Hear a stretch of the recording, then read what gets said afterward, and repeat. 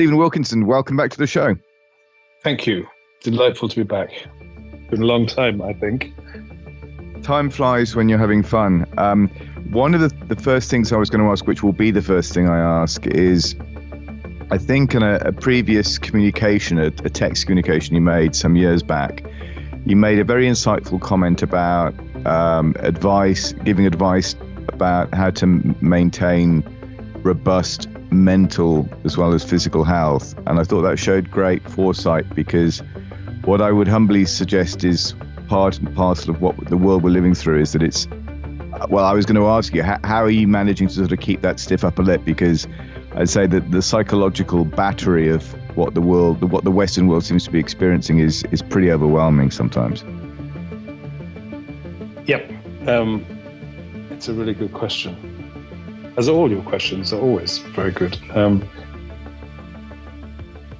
The only answer I've got for you is that I'm doing what I was doing then. I still don't take any newspapers. I still avoid mainstream media. I still don't watch any television. And remarkably, all the news, all the information that I need to run my life, it finds me anyway. And nothing that I do requires me to respond immediately to information coming from the ether that is available to everybody. In other words, I will respond very quickly if I get a call from a business partner saying you need to do this or this has happened. But that's, if you like, private information. But I can't think of anything, not a single thing, that requires me to have access to public information that also requires me to act speedily on it. I think it was Nassim Taleb who said basically exactly the same thing, which is if something's important, it'll find you. So in other words, it's something that you actually desperately need to act upon, whether it's at a dinner party or any other format, it'll find its way to you. So there's no need to go out and find news. I don't think so. And given the quality test of whether what I'm hearing is actually true or not, and given our experience over the last years, and it looks, the half-life of media news veracity is, it's been shrinking rapidly over the past 10 years, but it's accelerating now. So now, if you take Ben Hunt's maxim, why am I reading this now? Well, there is no news. It's just propaganda. There is genuinely very, very little news. Even stuff that used to be news is now marinated in opinion. And so unfit for human consumption, or intelligent human consumption anyway, I would humbly suggest. What do you think the reasons are for that?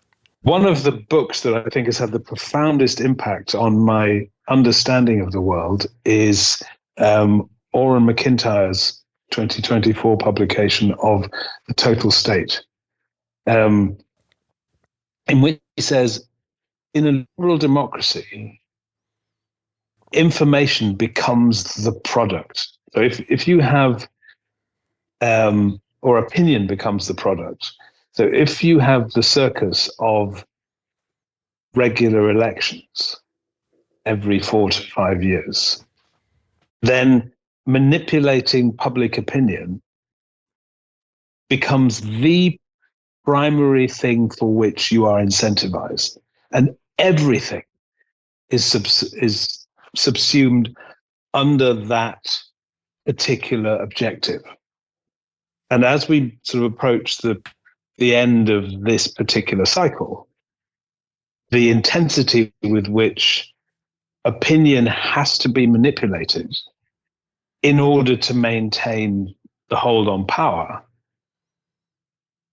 the more that explains why mainstream media, why public opinion, why censorship, why this hysterical drive to create categories like mis, dis, and malinformation, why they become the primary objective and total focus of everybody in power, because everything that they have depends on it. Now, why that wasn't the case, I don't know, 30, 40 years ago, I'm not quite sure. I'm not quite sure what it is about this phase of the cycle, which feels like a funnel, doesn't it? It feels, if you look back 70 years, then we had standards of normative behavior, we have separation of powers, we have the 4 or 5 pillars on which society was constructed: the judiciary, the police, the independent media, politicians, and the institutions of law. Did I mention that once? Like the 7 dwarves, I can never get them all right. But those 5, or the civil service, and those 5 were always checking on each other. We had the checks and balances. We had the independent media saw its primary function as holding those in power accountable and pointing things out, and had great fun doing it. And then we could all get on with our lives because we knew that these checks and balances within this 5-pillar system more or less worked. We didn't trust any of them particularly because we knew they were all out for their own interests, but we did believe that the pursuit of their individual interests, like in any market, would lead to a better overall outcome. So it wasn't quite an invisible hand, but it was an opaque hand that was guiding sort of public based on standards of normative behavior that everybody accepted. And I think as those have fused, and I see the great iconoclast, the person who took us into the new era, was Tony Blair, who decided that history convention, which is at the root of normative behavior, that was a hindrance. He looked at, for instance, the Lord Chancellor sitting on his woolsack and said, "That's silly. We don't need gentlemen sitting on woolsacks with silly wigs on. That's not modern. That's not Britain. That's not what we want to be in the 21st century." And got rid of it and replaced it with something that looked on paper, or possibly looked on a sketch, as being a sort of a modernized version of it, without realizing that the woolsack and the Lord Chancellor's wig were not. That wasn't the point of it. The point of it was that it was representing a system of extraordinary delicacy that had grown over many hundreds of years. And it was by changing out the representation and ripping out all the guts of the things that it represented, he replaced it with something that was not nearly as well thought through, that was not nearly as balanced, that was not nearly as healthy, and replaced it with something which was deeply unhealthy, i.e. a politicalized Supreme Court without any of the political checks and balances to make sure that the people who were getting on it were vetted by both sides and that both sides were being equally represented, if you think of it in the left-right spectrum. So I think that the slow and then rapid erosion of the checks and balances and the individual incentives and their replacement by a cadre of people who felt allegiance to the system rather than to the individual pillar. And I think you and I, we have talked about this in previous conversations. And I know, for instance, that you, Tim, have always been banging this drum of Gramsci's Long March to the Institutions. Well, eventually, the long march from the various columns all end up in the same place. They all end up in the same forum, which is exactly where we are now. So we do not have those checks and balances anymore. You have a cadre of, we refer to them as the elite. I don't like using that word because elite as always, has an association of merit and quality, which this lot don't exhibit in any form. We have a kakistocracy, not a meritocracy. And we're at that point now where all of those guardians, well, those guardrails, all of those individual incentives, all of those checks and balances have all disappeared. It's all merged into one state block where everybody has the same incentive, and that is to maintain the current power structure. So it's deeply, deeply unhealthy. And I think that's where you end up at the bottom of the funnel. So if you start off at the top of the funnel and everything's broad and you've got normative behavior and all those in the individual pillars and people getting on with their lives, as time progresses, the compound effect of that erosion of normative behavior fusing gets you down to the bottom of the funnel where things get very, very tight. And that's where we are now. It shouldn't come as a surprise to anybody. I think what you've also paraphrased is an observation by the excellent American economist Thomas Sowell, who said the history of mankind is one of replacing what worked with what sounded good.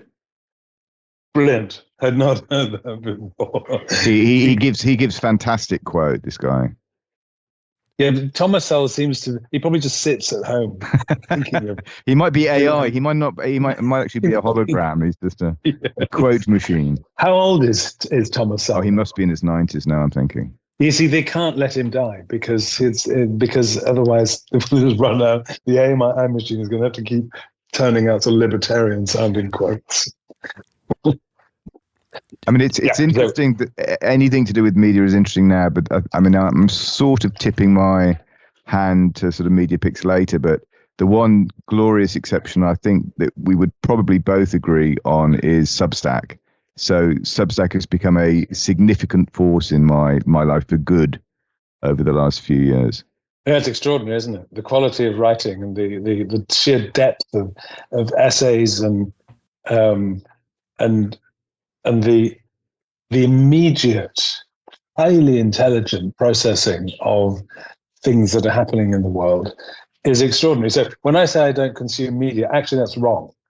You don't consume legacy media. Substack is where I get my information. So for instance, the last couple of weekends, we've had state elections in Germany. The only reason that I know what's happened and believe that I'm well informed is because there are one or two people writing both in German and English who have been commenting on what is likely to happen or commenting while it was happening and have then been intelligently processing what has happened. And because I trust them implicitly because they've been on the right side of the issues and have been measured and intelligent and rational and politically savvy in their interpretation of what things happen. I consume them and feel adequately informed afterwards.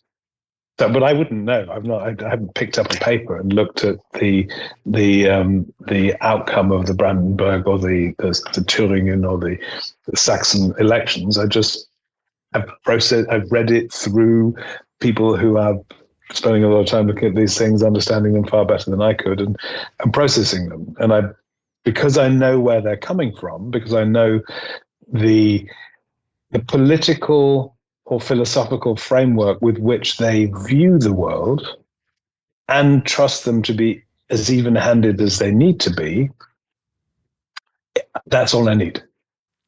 That's all I need. And I not only do I find on Substack a raft of commentators on things that I would otherwise never come across. I'm not just talking about political or investing topics.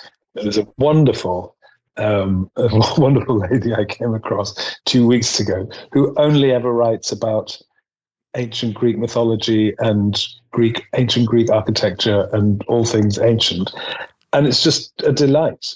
Who is that? That sounds very interesting. Yeah. Oh, wait a second. What's I knew you were going to ask that. Her name is Corey, I think her name was. But that's the interesting thing about Substack. I see it as an exchange, like a financial market, but for information, where the quality rises to the top. The best positions, if you like, are governed by the masses, rather than everything being filtered through legacy media, where you're being fed information.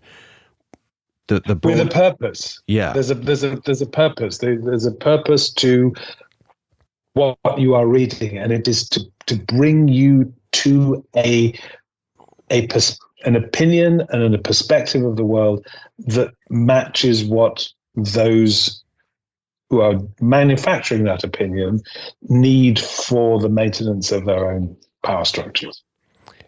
The only thing that I think Substack could struggle with is deep dive investigations to a certain extent. I mean, obviously individuals and small groups can do a fantastic job, but unless you've got a lot of money behind you, it's very difficult to do a 2-year investigation into something with a team and not get paid any money and then come out with something at the other end. Whereas legacy media can do that. But that's really the only thing. Don't, do they? Well, yeah, yes and no. I mean, you see examples of that sometimes, but I was wondering what your view on this change as being the biggest change that we've seen has been technology and the smartphone and how media is consumed. Well, I think much smarter and more specialized brains than mine have long come to the conclusion that the issue is not really technology. The point of the inflection point came with the development of social media and the weaponization of cognitive functions and responses in our lizard brain, in our amygdala, in our limbic system, that were deliberately being antagonized or prompted to produce responses, and that those responses were being weaponized initially for advertising. From a libertarian perspective, you were being, by dangling something free in front of you, or apparently free, you were actually being robbed of aspects of your property, attention, your mind, your cognitive function that you had not consented to. But that can only come with technology. But sorry, I mean, of course, the technology is the basis on which that happened. But if you look at the evolution, so was the internet bad? Was that where it started? I would suggest it wasn't. The internet was something that just allowed you to create, to get access to information on a much broader front and chat to people and to do all sorts of things. And the internet itself was not the problem. That's not when the problem started. The problem came with smartphones and probably not even smartphones, actually. I think smartphones, I don't know whether you remember as a child, sort of one of the fantasies we used to have, particularly if you were interested in reading science fiction, about the technologies that would change our lives. A lot of them came from Star Trek. But I think I remember quite distinctly as a, 7, 8, 9-year-old, sort of fantasizing about a telephone where you could see the other person and believing that would happen in my lifetime. And we would say, one of these days we'll have a telephone where you can actually see the other person. Nah, don't be silly. The other one was beaming. I was convinced that we'd be able to beam. So we got the smartphone, and it did exactly that. Well, and it allowed us to. If I could just cut in on that, you remember, and a lot of people may have forgotten this, 3 introduced a brick type phone in those days, not a smartphone, where you could make video calls, and it wasn't very popular because bizarrely what we thought we wanted, we actually don't want. You know, you're walking down a street, you don't actually want to be looking at somebody on a screen. You want to be hearing them. And it's a bit like radio. When TV came along, people thought, well, that's the end of radio because everyone's going to want to watch TV. But actually, and again, this speaks to why podcasts are quite popular or very popular, because you don't have to you can do lots of other things whilst listening to a podcast, whereas you can't do anything else, although kids seem to do quite a good job of doing two things at once whilst watching TV. So whilst we might have dreamed of watching somebody on a screen and Zoom calls aside while you're having a phone call, most of the time, even though people have got the technology to do it right now, they don't. And they didn't really want that. But that was an interesting thing. I remember when that came in, thinking, actually, people just don't want to look at each other when they're speaking to each other for lots of reasons. I could not agree more. I could not agree more. I find this so much more congenial than staring at a Zoom screen or a team screen. And seeing lots of people. I don't need it. I don't need to see your head in the same position, slightly larger or slightly smaller, particularly when you've got 3 or 4 people and they've all got different camera angles and sizes. I find that very irritating. And I always have my own self-view off because that's really irritating.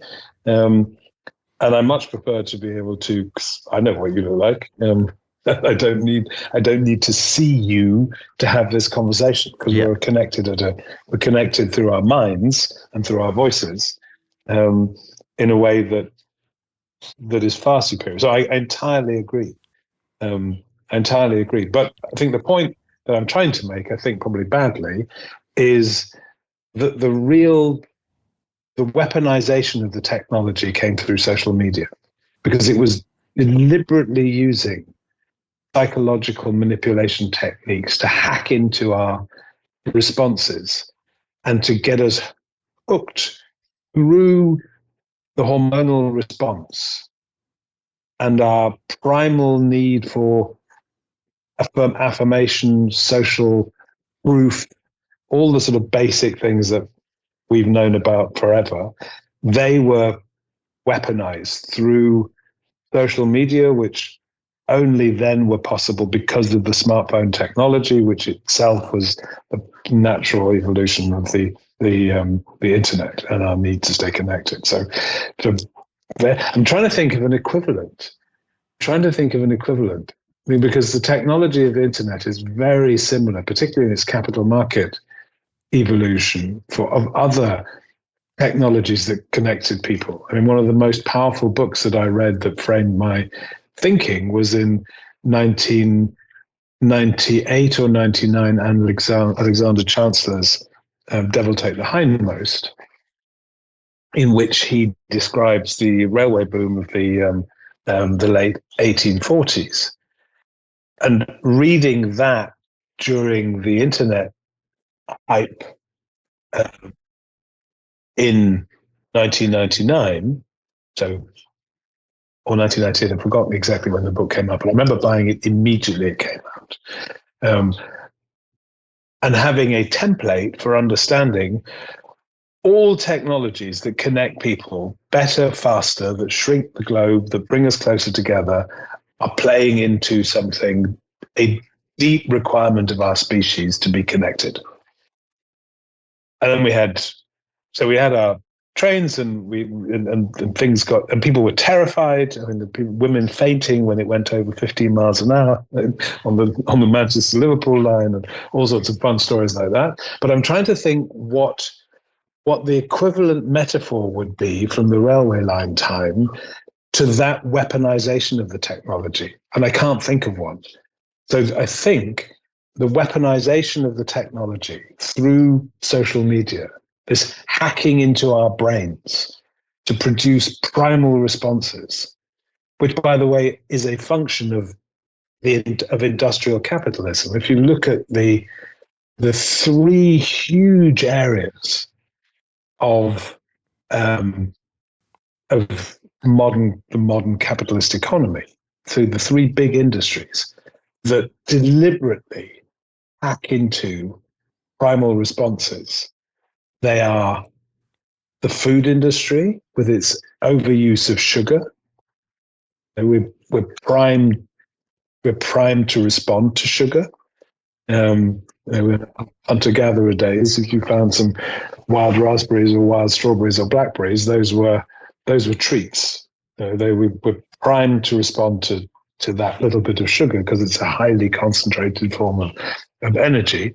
We're just not conditioned to taking it in the enormous quantities without any of the quality that we're being fed at the moment. But the primal response to sugar, to that sweet taste, is deeply embedded in our system, just been weaponized to make us addicted. The other thing I would say, well, the other two industries, and there's a great essay by David Foster Wallace on the porn industry. Pornography is it's a huge industry, much bigger, evidently, than Hollywood itself, and it's in the next valley. David Foster Wallace writes in his Lobster collection of essays that the porn industry is much, much bigger than the actual film industry in Hollywood, a valley down the road. But that too is weaponizing a primal response in our lizard brains to sexual stimulation. And I would suggest that the smartphones and social media are buying into that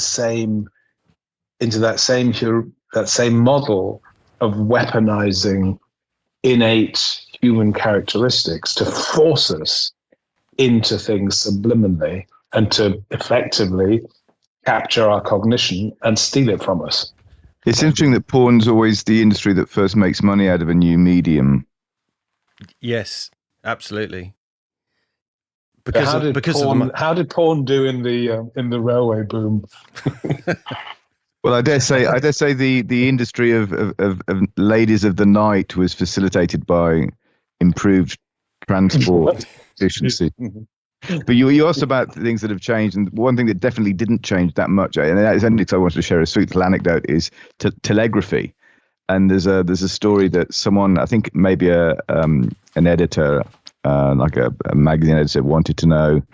Was doing a piece on Cary Grant, so he sent the actor a direct telegram, said, "How old Cary Grant?" To which Cary Grant responded, "Old Cary Grant, fine. How you?"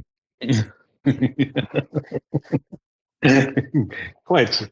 That's why we still need commas. But I was going to ask. I mean, there's now monstrous suppression of free speech, not just in the Anglosphere, but seemingly just about everywhere. Do you think that's a function of strength or weakness on the part of the people trying to do the suppression? Because I'm struck by Brett Weinstein's observation that 0 is a special number, and for people who don't know Brett, he's a evolutionary biologist who has a podcast with his wife Heather Heying, which has quite a following, the Dark Horse podcast, and he makes the point that unless and until you can squash dissent to the level of absolute 0, there'll always be dissent, and because that it's effectively impossible to do, the suppressors can never ultimately win this game. It's like playing whack-a-mole. Yeah, I don't know who said this recently, but it was one of our mates who writes intelligently. It might have been El Gato Malo from Substack. From Substack, who I think was one of the first people to be banned from Twitter, I think, and rediscovered himself on Substack. But didn't he recently say, it's never the good guys who are suppressing the censors? Who are never the censors. The censors are never the good guys, ever. So if somebody is censoring, you know which side they're on. And yes, it has to be a sign of deep and profound weakness. You've got little people who suddenly find themselves with the levers of state violence and sanction in their hands, and they will do what weak people always do. They use them, or pull the levers. And you can just see the awful Sir Keir Starmer doing that now. These are very weak people whose instinctive reaction is just to stop people from doing things that they don't like. That was another. Sorry to cut in. There was another question I was going to ask you. Are you surprised at just how quickly any vestige of credibility has collapsed from the Labour government? It's been remarkably absolutely incredible. Quickly it's happened. It's been extra. Well, if you look at the speed with which the last prime ministers and governments in the UK have been shown to be incompetent, that the levers that they're pulling and the paradigms from which they're operating just don't work. You have to go back quite a long way to find somebody who actually could do something politically positive. You know, Johnson was outed very quickly. May, it didn't take very long for us to discover actually doesn't know what he's talking about. Cameron, Truss never even started, basically. Yeah, Truss didn't even get off first base. I mean, it's just it is extraordinary, and it's also extraordinary to see how little the size of the majority matters. And we think back to the 1970s and the sort of constant backwards and forwards with minuscule majorities, even minority governments, and then Margaret coming with a small majority, and then in 1984 with a massive majority, and how she drove through existential reforms for the for the country. I mean, she was actually doing stuff. Even Blair had a program. You could hate it, and I did dislike it intensely, and still do. But at least he had a program that he was insistent on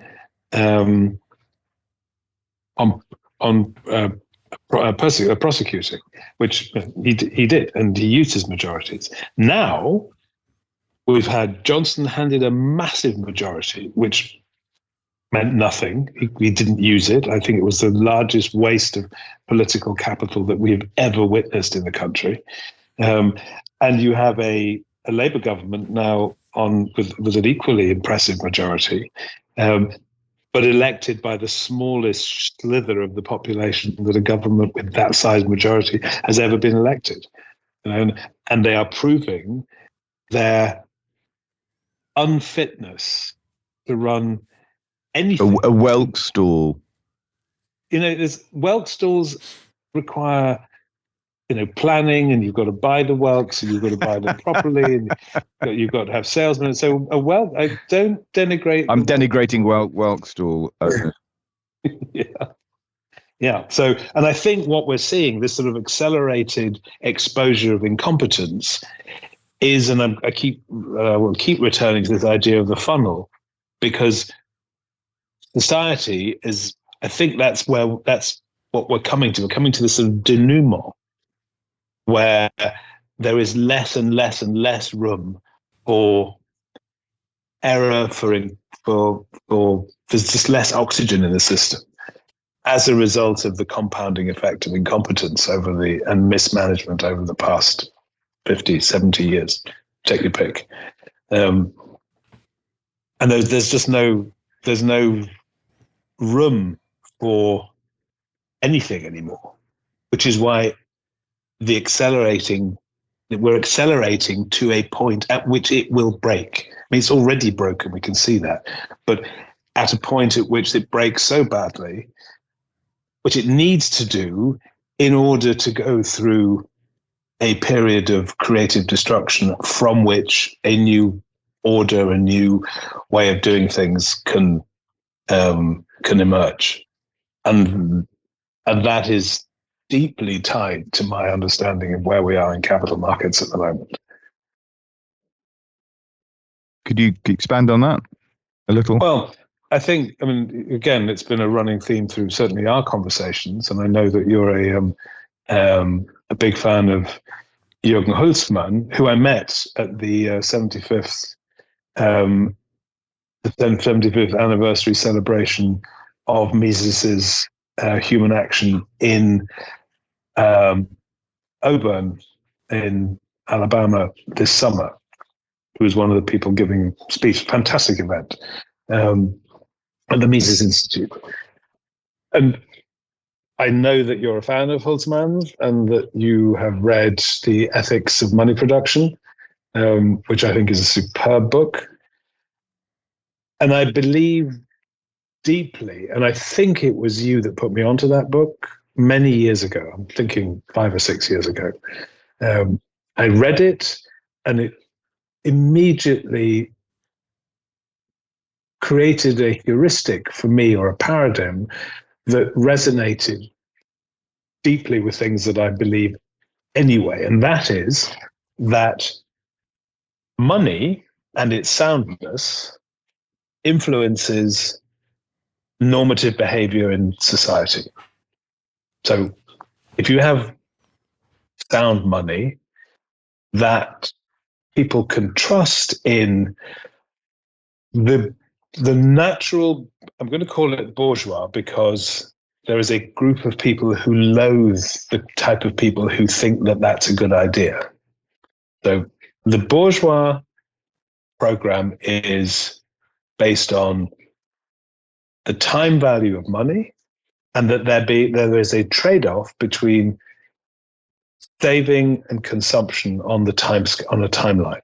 So if I don't consume today and I save, that savings is then available for investment, and investment is what produces future consumption. But I have to make it's a moral and character decision to do the hard stuff now, which is not to consume, not to give into our lizard instincts, not to have the sugar now, not to take the marshmallow, not to spend, and instead to save, and therefore have more consumption opportunities later on. That all breaks down when you reduce interest rates to zero. Well, it does.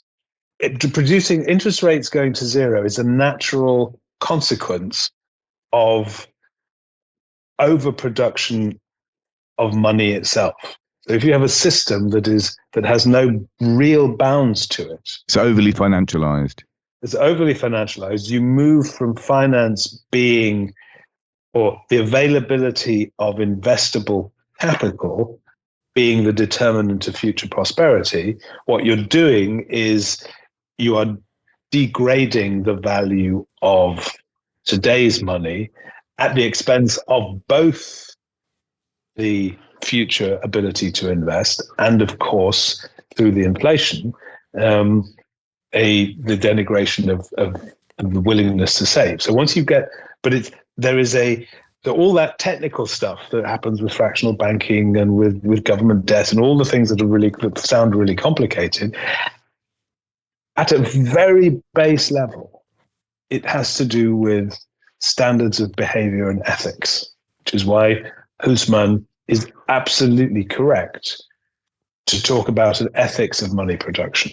Once you do the opposite of saving today in order to create the investable capital that then supports future consumption and prosperity, the opposite is to spend more today than I have, which is debt. So once I start using debt for consumptive purposes, then I'm really screwed. And I'm screwed on every level, because then I have no future. I've just mortgaged my entire freedom, my freedom of action, and I become captured to the owners of that, to the people who have given me the money for consumptive purposes. And there's an ethical aspect to it. There's an ethical side from the people who are supplying the money, and there's a character aspect for the people who are using the money for consumptive rather than for productive purposes. So, or for savings purposes. And that eats away at the very fabric of our society. Now, there are people, there's a group of people, and we know them as socialists or Marxists, for whom the idea of bourgeois ethics are an anathema, because, of course, there are differences between people's ability to defer consumption, to do with less, to work hard. And the compounding difference between them creates inequalities in outcome. And they loathe that. So everything that the Marxist, socialist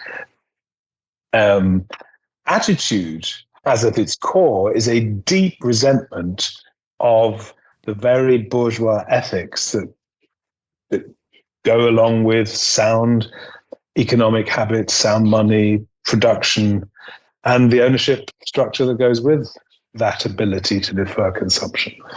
So, we're at the point now where we're so indebted, and we have such a horrible culture of financial indenture of most of the population. So little idea of this, and so much entitlement in terms of what they think they need to live life today, and governments that are falling over themselves at an ever faster pace to promise things that they have no intention ever of making good on in the future. And you have a civilization that is at its core rotten, even though the actual tenets of our Western Christian capitalist civilization have produced the largest improvements in material benefits of any other system that has ever existed, ever, anywhere on the planet in all of our 100,000 years of history.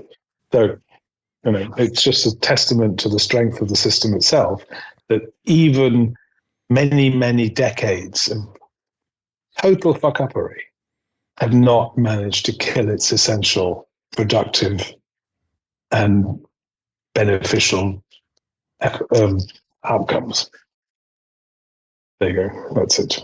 So if we gave you ultimate power over not a political term of 4 years, because that might not be enough, but something like a decade or however long you think it would be required to reform the system, our political system, our financial system, the media.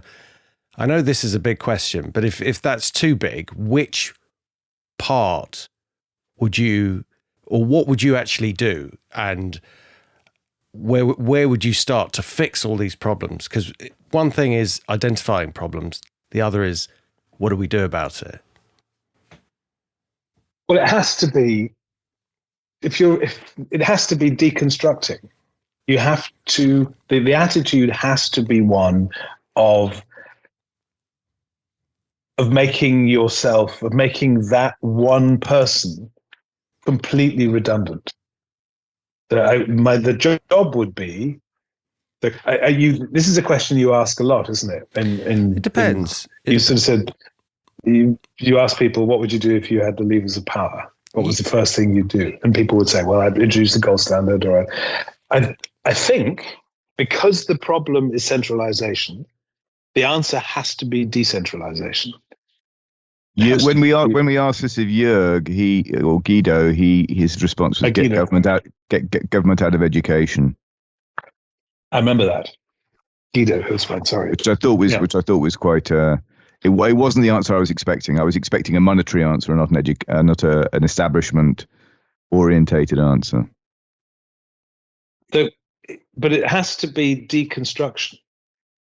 You have to deconstruct the entire apparatus of interference. So either you believe that people will always find a way of, an efficient way of doing things for themselves, for their own benefits, or you don't. It's this the rottenness argument. Either people are rotten or they're not. If they're rotten, then the argument that says, well, because people are rotten and violent and they take advantage of each other, that's why we need government. Well, if people are rotten, then everybody's rotten, and there isn't as a class of non-rotten people who are going to be in government. So government must be rotten too. Well, people are selfish, which is different. And I think on the whole, people aren't rotten, but there are rotten people who can magnify their rottenness if they're in the wrong place. That's the problem. I'm trying to think who it was. It might have been Frank Herbert, the author of Dune, but I think if it was, whoever it was, he said, basically rotten people are drawn to power. So the problem is the power structure, and the more likely you are to attract the psychopaths, which is or the sociopaths, which is exactly what we've got. So it has to be, to answer your question, my program would be one of deconstruction, taking the power away from the center and handing it back to the lowest level of subsidiarity possible. And the lowest possible level is the individual. So it wouldn't be, you'd be handing back people's right to determine the largest amounts of values for themselves and their lives. Now, and that would mean a massive deconstruction of all the people whose job it is to interfere in other people's lives. It would be in the UK, you would have to have, but certainly education is a great place to start. Just stop having a Department of Education. Just stop it. Shut it down immediately. And then, the schools will figure it out. And very, very quickly, you would see what always happens in the market. And that is there will be quality providers and less quality providers. And people will go to the places where they're going to get the best education. But this is the problem, isn't it? That we never let the system or politicians and corporate, over large corporate entities refuse to let the system ever reset. So the pertinent example being in the financial system, there was an opportunity to reset the system in 2008, and a system that basically had fallen victim to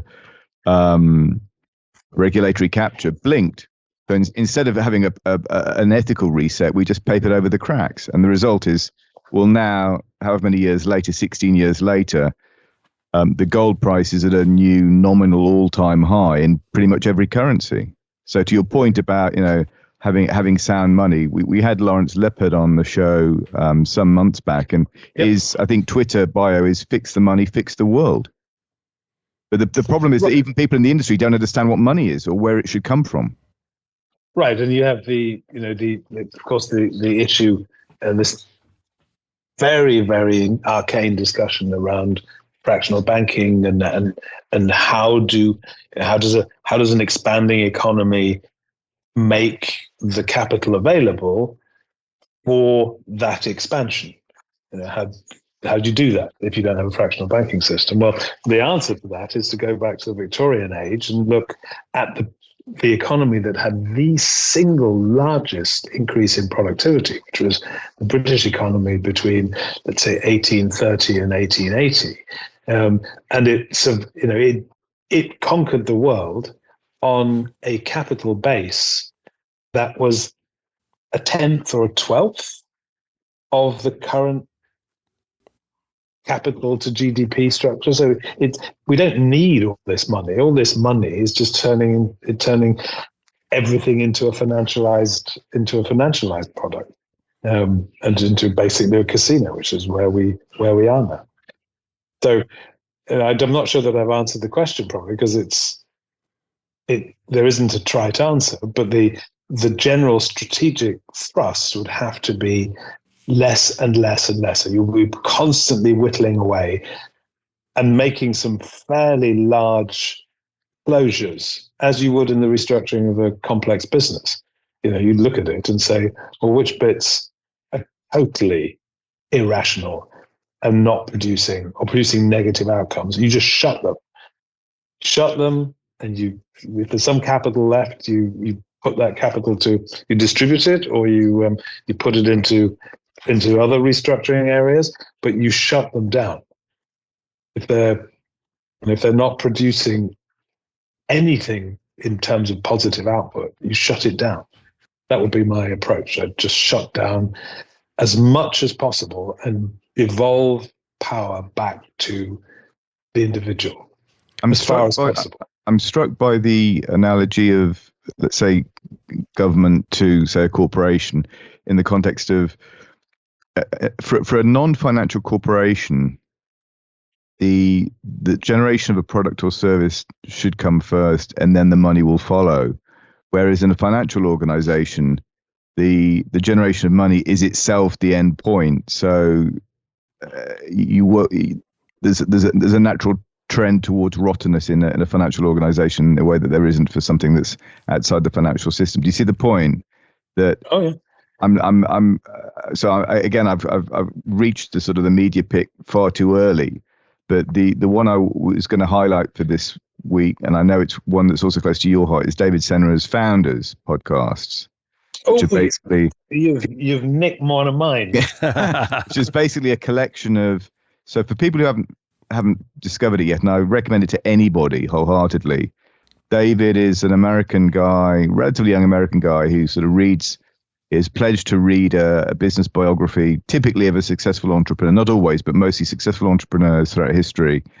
And then they're either biographies or autobiographies. And then he just fillets out some of the things he finds most interesting. So it's not technically a review. It's just like a personal highlight, but it amounts to much the same thing.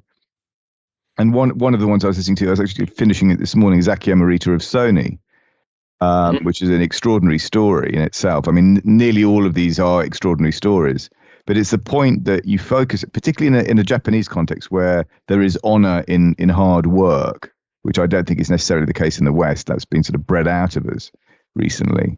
But basically where there is honor in hard work and where you move heaven and earth to ensure you have the highest quality product and you concentrate on that, and then the money follows. But the pursuit of the money isn't the original idea. The original foundational idea is generate the best product you can make. And then don't worry about the money. The money will follow automatically. But like an artisan, basically. Yeah, but I think the issue is maybe that part of the heart of all of what we're discussing is that the pursuit of money first has come to be the be-all and end-all. And it's like, how do I make the money? And then we'll worry about the details later. And that's such an interesting point, because within society, people aren't necessarily happy because they have got 500,000 Instagram followers and showing off their life of whatever it is they're selling. Well, the followers is an alternative currency. Well, yeah, but what I mean by that is that then brings them money. But for example, somebody who does that within society, and I'm not suggesting that people shouldn't do that. I'm just saying for that individual who might be an amazing pianist, for example, but they've robbed themselves of being brilliant at something else that maybe that they loved, instead of doing something that they can and ending up making a lot of money, they've been pulled away by the whole lure of just making money rather than pursuing something that they could have been absolutely brilliant at and then contributed more to society. That's a really interesting point that you're making there about just the pursuit of money is an undermining factor. I mean, I saw Sorry. I'll let you speak in a second, Steve. There's one thing I just want to share because I thought it was quite funny. I saw a fantastic stand-up comedian last week, and she was commenting on the fact that someone who basically, let's just say, reveals themselves on OnlyFans can make 20 million, and she was saying that basically this is like there's a woman, or there are probably more than one females that shows her butthole. And so she says, because she shows her butthole to people, she's now worth 20 million. And then she says, in future generations, there'll be people commenting, pointing people out in the school and saying, she comes from old butthole money.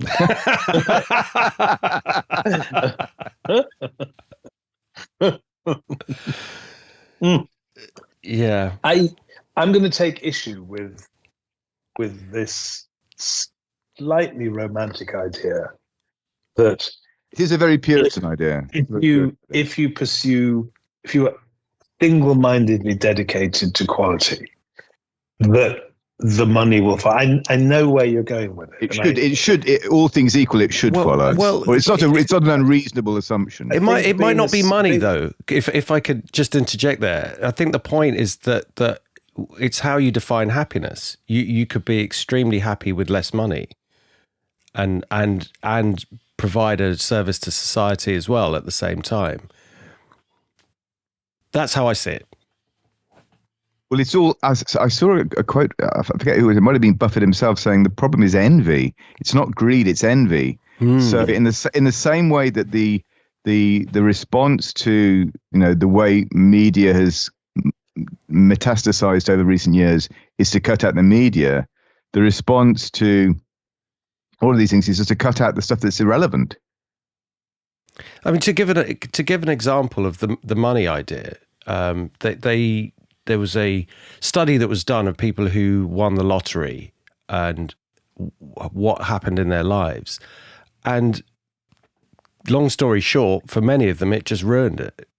Because if you're not happy... Well, they just burned through it all really quickly. Well, yeah, but for example, if you... And it probably damaged most of their key relationships in the process. There was one guy who lived in a cul-de-sac and he paid off the mortgages of all his friends who lived in the cul-de-sac. And they then went and sold their houses and moved away.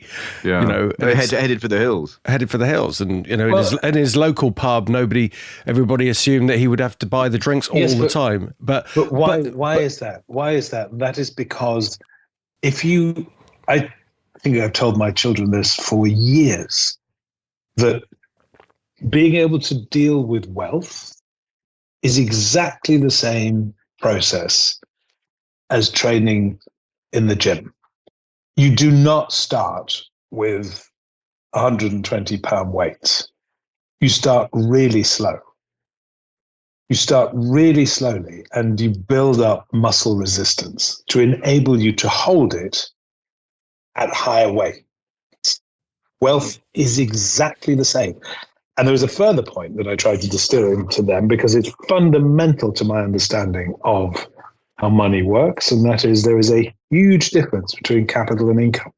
And if you don't know the difference, then if you get handed a great wodge load of money, it's just money because you're not making a difference between capital and income. So if all you've ever been used to is income, I take home my £2,500 a month for my family, and I suddenly get £1 million, well, that's £1 million of income, not capital, because I don't know the difference between income and capital. So what do you do with income? You spend it. Because I've never trained the savings muscle. Nobody's ever told me. And often, with wages at the level that they are, it's often subsistence, because wages don't rise nearly as fast as inflation in a financialized economy. So, but coming back to the entrepreneurs, I think the same is true. That it's finding a balance between being outstanding at what you do, which is the quality, artisanal love of the thing that you are doing, and your willingness and desire to turn that into a business. Because a business requires you to be profitable. It requires it of you. And it requires of you that you grow it and nurture it and scale it, and whilst maintaining your quality. And they are two different skill sets, which is why they happen so rarely. I know many artisanal tradesmen, craftsmen, who are outstanding at their job, and they've dedicated their entire life to it. They've got 2 workshops just down the road. In what field? In what field? Well, there's a cabinet maker and a plumber. Oh, amazing. They're outstanding at what they do. But they don't have... Money doesn't follow them. It doesn't. But the cabinet maker is making... Oh, yeah, they're very happy, I think. And they seem to be. But then... give an Irishman a cup of tea, and he's always happy. Are you sure it's tea? Are you sure it's tea, Steve? It's tea. Tea with a W. And the point, when you're looking at founders, like Morito from Sony or from any of the others that David Senra highlights in his books. And I listen to a Founders podcast every morning. Every morning, I'm up at 5:30 and I'm out looking at the horses, and I have David Senra's voice in my ear every morning, listening. He has a very infectious enthusiasm for his. And I've read a book before breakfast, or reread a book, and it's just fascinating. But one thing I will guarantee you, if you look at every single one of the successful business people and entrepreneurs and founders, they have managed two skills at the same time: the thing that they do and the art of business. And that's why they're rich, and that's why they're successful, not just because they've mastered the one thing. If you are not prepared to do both, and if you are not interested, Buffett says, we love the process more than the proceeds, but we have also learned to live with those. That you have to have an eye on the proceeds, if only in your business, because capital is a resource. It gives you optionality. It allows you to do more of what you should be doing if you approach it with the right mindset, which is one of service, which is one of quality, which is one of utility before profit. So you think of the others before yourself. That's the pure philosophy of great business. It's solving somebody else's problem and doing it as efficiently as possible. And if you do that and you become good at business whilst doing it, then you can make untold amounts of money, or just be very successful, depending on what sort of business you want to scale it to. It's a very fair observation. So I think it was Charles Goodyear that it's a heartbreaking story. So he basically, if I remember correctly, there's lots of spoiler alerts here. So if you want to hear this for the first time, then skip the next minute. What's it about? Into what is it? A film or book or? It's a book that David Senra has synopsized in the Founders podcast. Oh, right. So he's basically the inventor of is it I don't want to say galvanized. I mean vulcanized rubber. So Goodyear tires, for example. Yeah. And his family, I think, came from money. They had a hardware store, but I think he basically came up with the bright idea of making it sort of exclusively US products for US clients. And as a result, the store went tits up. And so he ended up basically spending the rest of his life dealing with a mountain of debt. He was not a scientist, but a passionate advocate of this new wonder substance. And by accident, he came across the process of vulcanization, but never really mastered the business side. In desperation, because he never made money during his life, and then in desperation, half his family, spoiler alert again, half his family went down to Florida to export fruit, and they all died of malaria. And it's just like the most heartrending story. And we have the tires and the rubber business after the fact, but I think he died in debt. I think he didn't make a penny out of this stuff. So I'm just reinforcing Stephen's observation, which is you need to be focused on the product and also on the business. So you need to know the business of deal making, for example. If I was to say of myself, I'm only interested in my craft, my investing craft, and my craft as a businessman, and I'm not interested in the proceeds, I would be lying through my teeth, because I'm deeply interested in the proceeds and in the score, because it's keeping the score. But I suspect that doing both successfully, I mean, doing one successfully is rare. Doing both successfully is like as rare as hen's teeth. Yeah, and and I still find business to be the ultimate intellectual, if you like, humanity's challenge. It's philosophy, it's economy, it's personal character building, it's street smarts, it's understanding and focus, it's strategy, it's finance, it's human psychology, and all of those things. And you have to be, as the leader or the founder or the entrepreneur yourself, you have to be good at all of those things, or at least have a system. And it never stops. It never stops. It's one of the few pursuits where the longer that you're in the game, the better you get at it. Your bodily strength is not a limiting factor in being able to play the game of business. And I personally can't think of one that's more fun or better. And everybody has to design their own way of doing it. But that's why I'm picking up on your original point, that you have to be good at both. We have to want to be good at both. You have to run a good business and do the thing that the business does well and be obsessed with it. Or find someone who can do that. Just know your weaknesses. For sure. I mean, Rockefeller famously said, your job at Standard Oil is to find someone who can do what you do so that you can got more time to figure out how to make money for Standard Oil.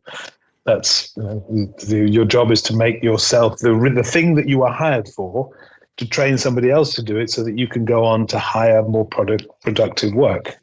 That was the mission. And that, in a nutshell, is what you're supposed to be doing. You start off, when you start a business, you're doing everything. And at the end, you should be doing very, very little other than thinking. And making new contacts and looking further ahead and allocating capital. So at the moment for you, are you doing business consulting, or are you looking to buy businesses? What's keeping you busy? A number of different things. Investment, actual stakes in businesses with whom I have an intense relationship, usually with the leaders and founders of them. So putting both brain and capital to work. Mostly in the US. I've moved my focus in the last 3 years dramatically from where I'd spent the last 27 years in Germany to the US, and I'm there most of the time now.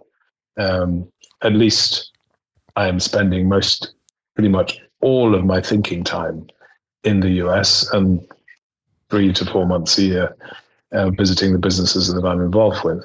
What sectors are they in?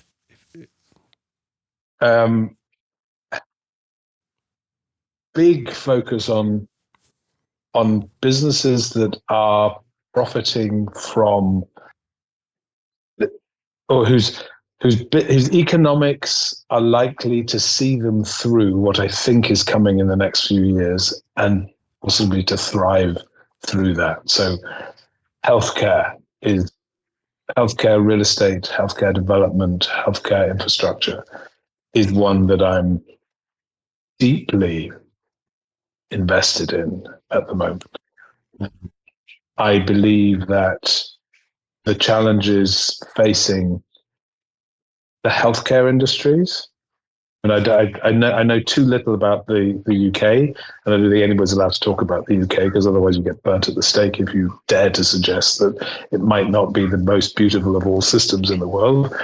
But in the US, certainly with an aging population and even older infrastructure, and a system whose costs are wildly out of control, there is a huge opportunity for people who really understand how to design, build, operate either senior living facilities, very fast changing requirements of hospitals and hospital systems with their outpatient strategies. And there's very good money to be made in there. And the last 2 recessions, particularly 2008 and 2009, have shown that it is countercyclical. It's the hospital and healthcare real estate is one of the very few areas that didn't get upended during the 2008-9 recession and downturn, particularly when capital markets dried up. There's still a great deal of dedicated capital that will continue to be put to work during a downturn with excellent results. And as we know that it might take a little bit longer to get stuff done, but costs drop dramatically in terms of construction costs during a downturn. Funding costs have tended to go down, or at least even if the availability of capital is tight, it's priced lower. during a downturn. And properties change hands from weak hands to strong hands at bargain basement prices during a downturn.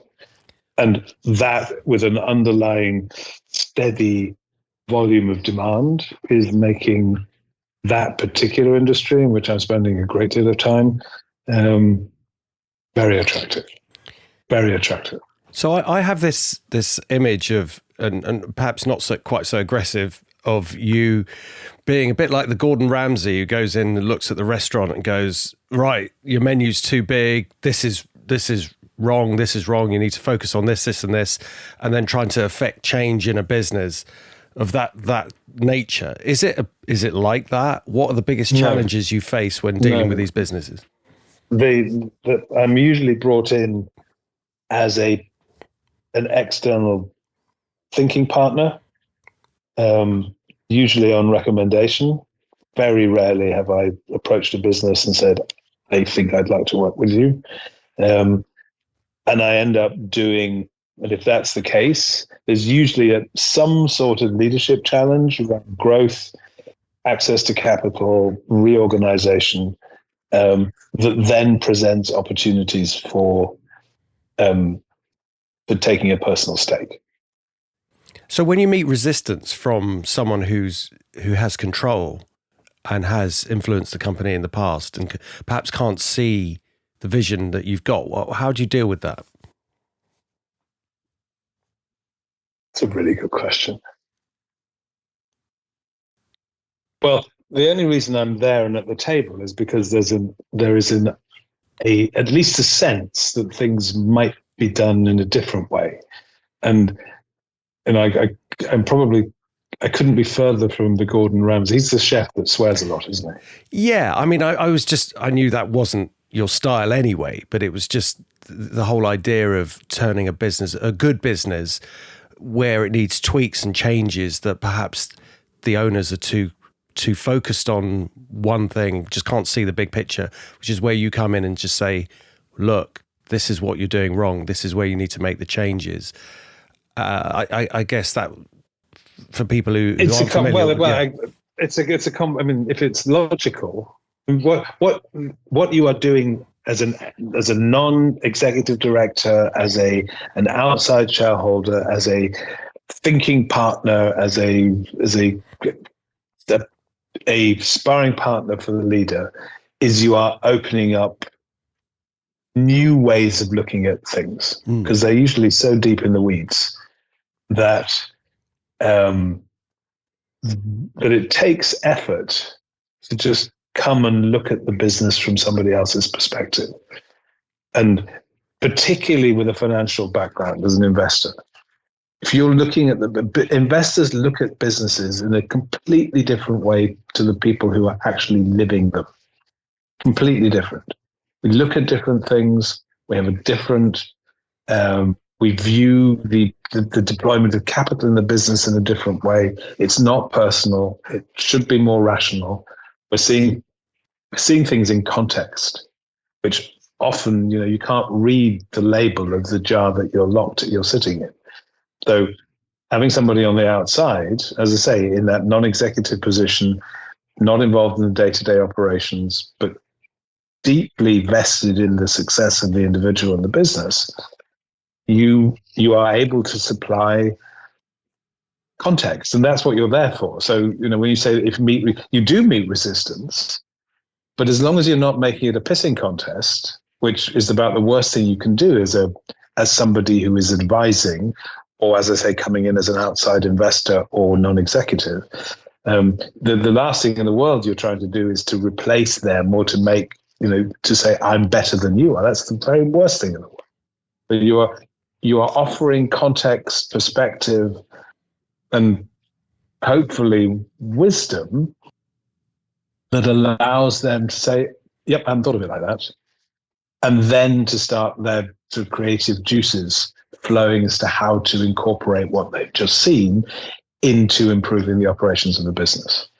So that's what I do.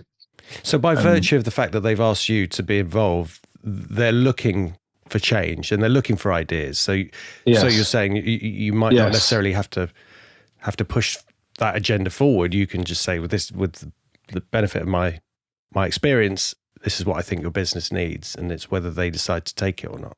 It's quite Socratic. I mean, to do it well, you need to be Socratic in your method.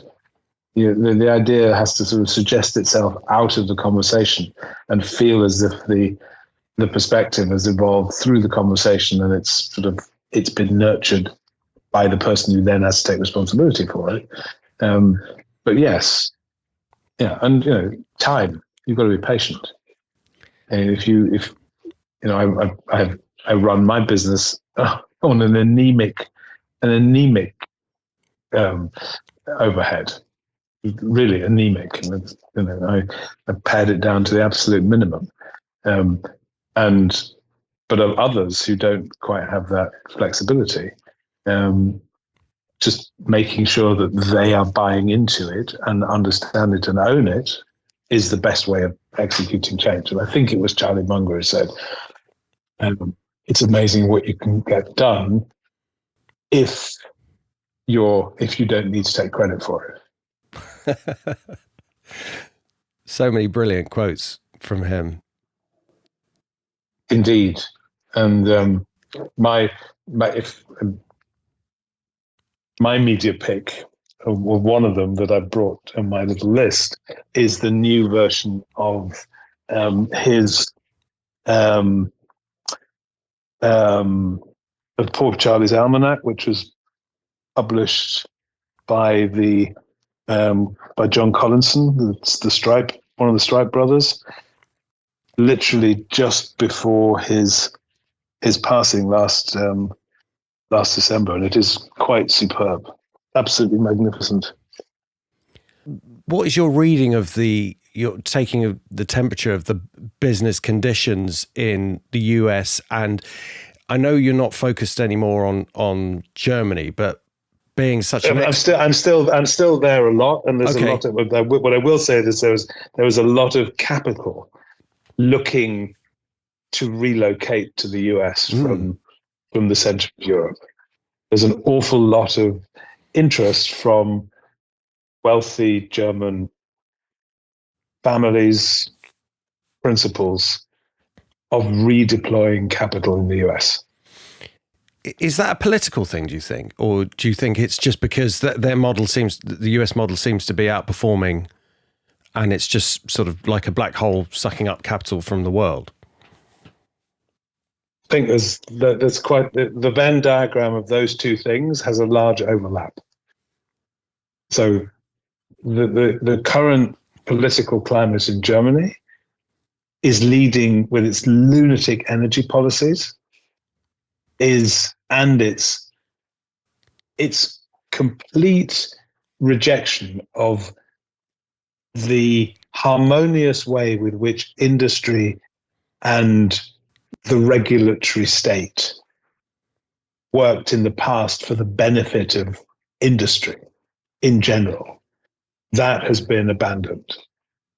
And so Germany is now, I've heard the word deindustrialization being used. I think that's a bit dramatic, but there is certainly a lack of enthusiasm about the prospects for the country with this government and all the problems that are legacy problems of the awful Angela, leading them to look for other markets in which returns are higher, political landscape is more friendly towards business, and where they can deploy it in large amounts. And that the US is the obvious place. I mean, I do remember in the 1970s, I remember sort of from a legacy, because I didn't go to Germany until the end of the 1980s, but I do remember talking to many entrepreneurs, wealthy families who in the 1970s, at the height of the Cold War, had exported capital and bought homes in Canada. Lots of them, particularly from Bavaria. There was a sort of move you know how it is. The families tend to know each other, and the word spreads quickly. And Canada looks a lot like Bavaria, lots of forests and mountains and lakes, and they all felt quite happy there. And there's a genuine community of German expats who've got second homes now, or some of them even retirement homes, in Canada as a legacy of the 1970s. And I can feel that happening again, only they're not going to Canada. They're going to Florida or Tennessee or Denver or New England or other places. I'm seeing a lot of that. And are looking to deploy capital. Companies, families who have sort of been wary of the dollar and the US because they don't really know it, or maybe have done it through a fund or two, are now looking to buy real estate in larger deployments, and are open to partnerships. And I'm doing sort of acting as a bridge between those sources of private capital and US deployers of capital, which is a lot of fun. So do you get to a point where, or do you think you'll get to a point where you are dealing with so many companies that you will need to have somebody underneath you, another version of you? No, I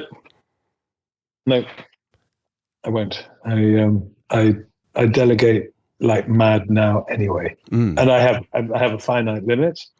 There are two ways of expanding.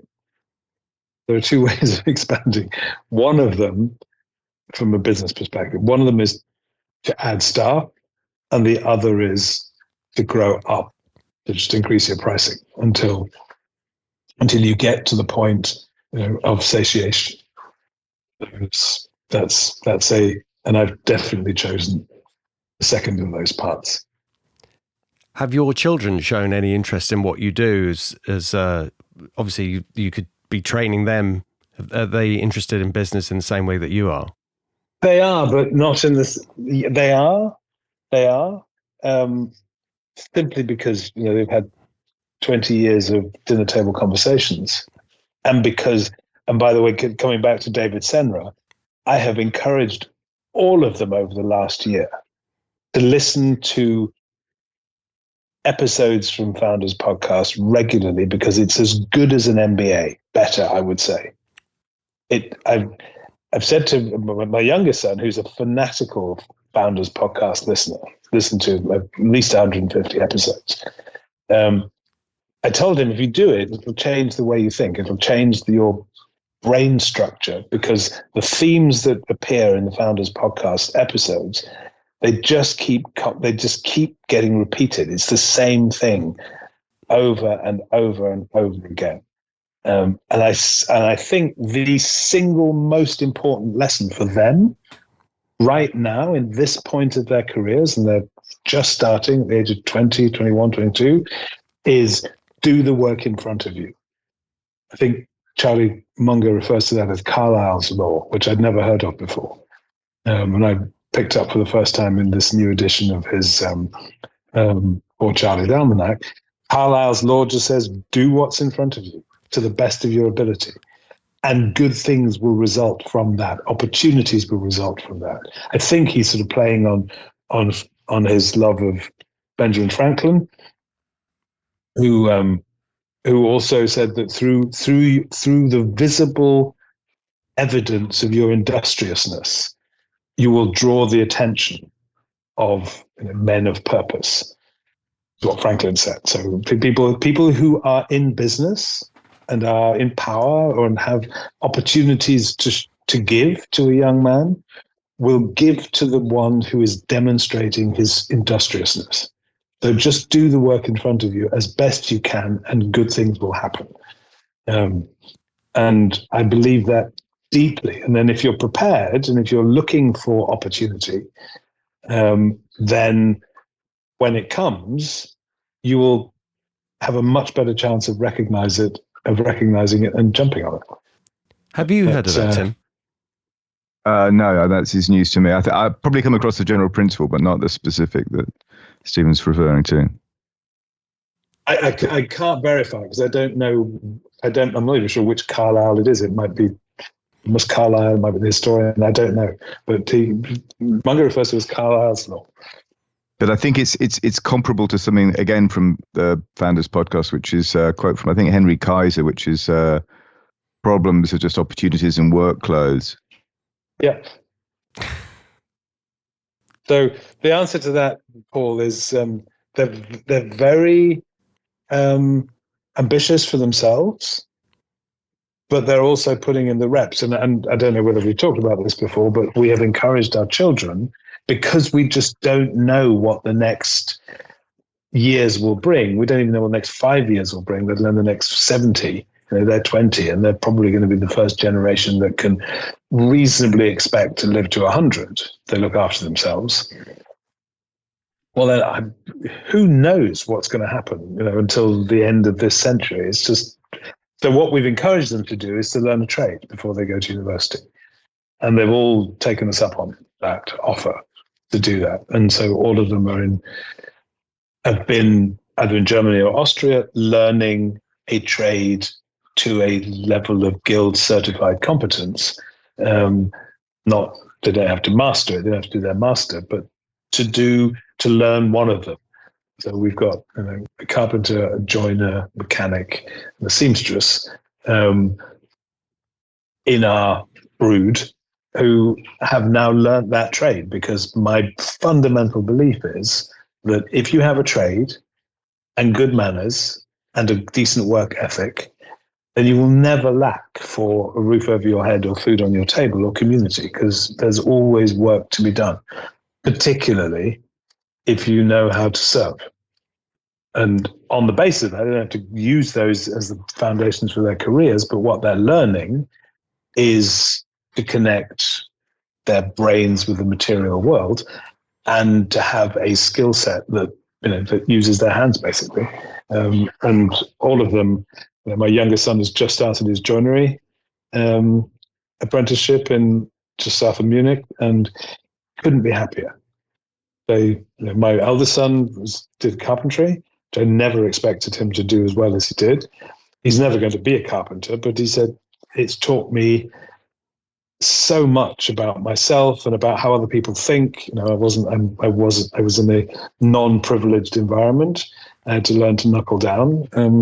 I also saw what I didn't want. I don't want to live that sort of life, where you're working really hard during the day and then having a beer and then going home, smoking a cigarette and watching telly and then coming back and doing the same thing day after day after day. I said, I don't want that either.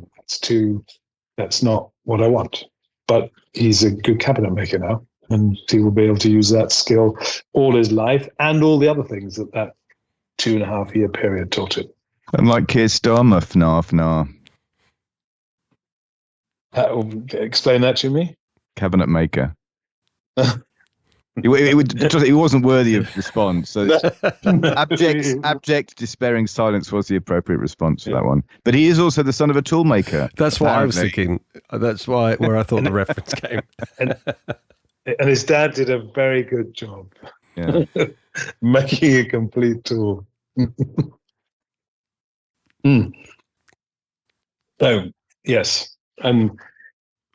My hope is that, irrespective of what I do and continue to do, they will find their own. I'm not sure that my particular skill set is easily transferable, nor do I think I'm particularly easy to work with. So I think it's probably a good idea that they go off and do their own thing. I'm just trying to imagine you not being easy to work with. You certainly don't come across as someone who would be difficult to work with, and clearly you're not in terms of business. But I suppose, would that be because you inherently know what to do and you would find it difficult to explain to somebody? Yes. Yes, it takes me a huge amount of effort to deconstruct the things that I do instinctively and figure out what's the 10% of what I do that I should be doing to 100%, and then getting rid of all the other stuff. But the other stuff, particularly the second and third decile of stuff that I'm actually quite good at, but is not what I'm best at. Handing that off to somebody else, that's proven extremely difficult. And it costs me an enormous amount of effort to slow down, explain, create a structure, figure out what it is that I do, set my own quality controls or my own quality program down on paper so that it can be, learnt, and then find somebody to hand that off to. And of all the things that I find exhausting, I find that the most exhausting. That's why I think there's a limit to AI in many ways, because there are certain things that are so specialized and difficult to explain that AI works on the basis of learning from past data. And there are certain things that you just can't explain in simple past data. It doesn't work like that. There's an instinctive element of it that you would need 1,000 Steven Wilkinsons in order to look at the decisions that you're making over a certain period of time in order to learn. But that would be retrospective. You may suddenly change your decision-making process going forward because you've seen a change that you have to respond to, that then the AI doesn't understand because it's not been taught on that. Now, I'm not saying there isn't some really good use cases for AI, but and that it can help businesses in many ways. But there is also this tendency now, I think, for people to just think, well, AI will just do everything. We still have. You talked earlier actually about how when we were younger, sort of envisaging what would happen in the future. And the big one is, I always think, well, there's no AI robot doing your washing up yet, is there? So no matter how smart they are, they're not doing that. And that's one of the simplest tasks that we can think of. They can do it, I suppose, to a certain extent, but it's not easily done. And so there's this exaggeration of what AI can do at the moment. It is a frontier technology, but it's... One of the leading thinkers and engineers in robotics said after decades of programming robots and designing them, said, I think I can come up with a very simple sentence that explains our experience. And he said, and that is that the complicated stuff is quite easy, and the easy stuff is impossible. We still have not yet managed to find a robot that can climb stairs. Oh, I don't know about that. I think that's not quite correct, because they can, but it's. His point was that we can do we can get them to do the complicated stuff, but easy stuff that is so natural for us, so eye-hand coordination or eye-body part coordination, it's extraordinarily difficult to replicate. And if you've got a minute, I would, perhaps this is relevant for some of your listenership. The industry that I'm having the greatest insights into at the moment is marketing services, and the introduction of technology to a services business that for the last, since its inception, has been untouched by technological revolution. AI is going like a rotivator through the marketing services business. Content creation, content writing, web design,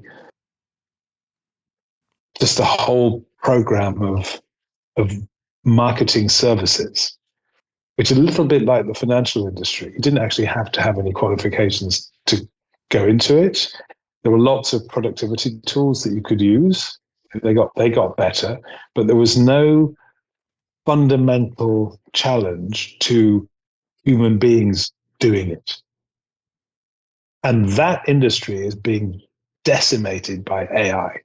Absolutely decimated. It's going, literally, it's like a high-powered rotavator going through the industry, firm after firm after firm is buckling under the challenge of AI. It must be a little bit like the weavers when, the spinning jenny and the loom technology came out in the late 18th century, just decimated them. And people struggling to say, well, what's the point of, what's the human bit? Where do we still need people? When, for instance, a well-trained content AI creator like Claude can do a pretty good job of writing better content than a mediocre copywriter. And there are lots and lots of mediocre players in the marketing services business. And we're talking literally the death of thousands of firms and tens of thousands of individuals. And it's absolutely fascinating watching how technology is coming into service industries. I've not seen it before at this pace and at this level of destruction, and seeing those forces at play in an industry that is just not used to it.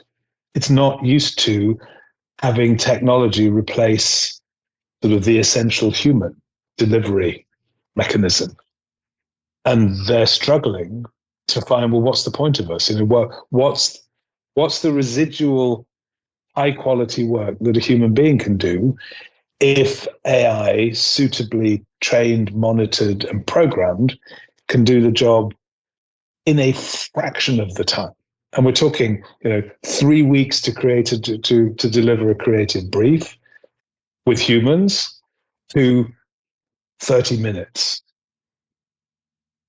Speed of productivity is just, it's fascinating to watch.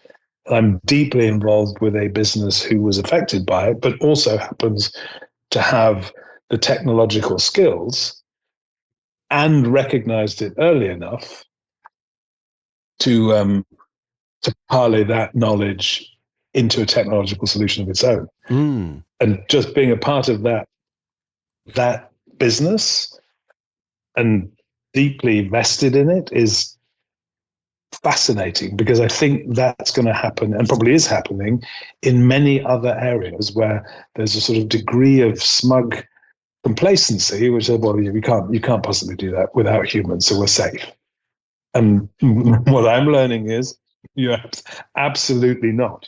And where manufacturing has been dealing with technology revolutions for the last 200 years and adapted its process and its whole heuristic and way of thinking about business built around technology, and not just as a productivity aid, but as the very central feature of its business model. I think service businesses are just waking up to the fact that, the equivalent of the steam engine is now rolling through it. And if you think that 75%, I think, of the entire US industrial base or GDP, possibly more, I think maybe 18, I think it's 83%, is services based in the broadest possible sense. And only 18% is manufacturing and 0.3 or something is agriculture.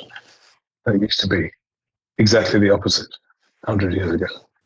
So the service industry is in for an unquantifiable shock through technological revolution that AI represents.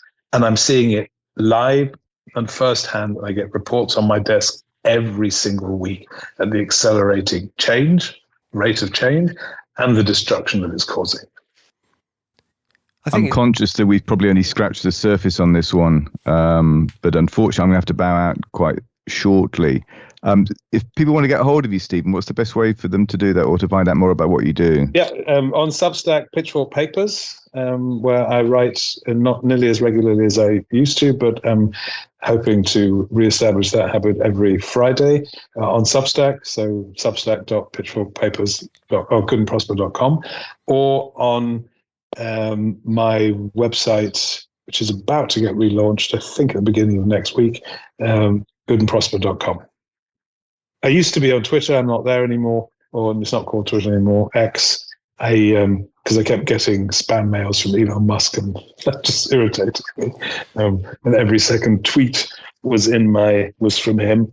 So I'm not on there anymore. I'm not on anywhere else either. So shall I pick up the media picks from the discussion and just compile them at the end?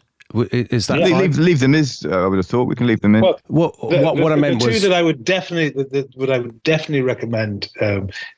Because it's worth reading and rereading and rereading, is Oren McIntyre's Total State. It's a fantastic book for anybody who wants a really useful perspective on where we are. I was going to recommend Founders Podcast to anybody who's vaguely interested in business and entrepreneurship that Tim alluded to. And from that, I discovered a book called The Fish That Ate the Whale, the story of America's banana king, Zamzumuri, which is probably one of the best books I've ever read. As a story of sort of rags to riches in the US. And my favorite film or series that I've been watching is Vince Vaughn in Carl Hiaasen's Bad Monkey, which is showing on Apple at the moment, and it's just hilarious. You did come well briefed this week. Yeah, see? Brilliant stuff. Well, on that note, Stephen, it's been an absolute pleasure. As always feel like I've learned something every time you come on the show. Thank you so much. Thank you so much. It's been delightful to be back on again. Thank you, Tim. Thank you, Paul. Thank you. Thanks, Stephen. Take care. Take care. Bye-bye. Bye-bye. Thanks, everybody. This podcast is for entertainment purposes only. Please do your own research or contact a professional advisor.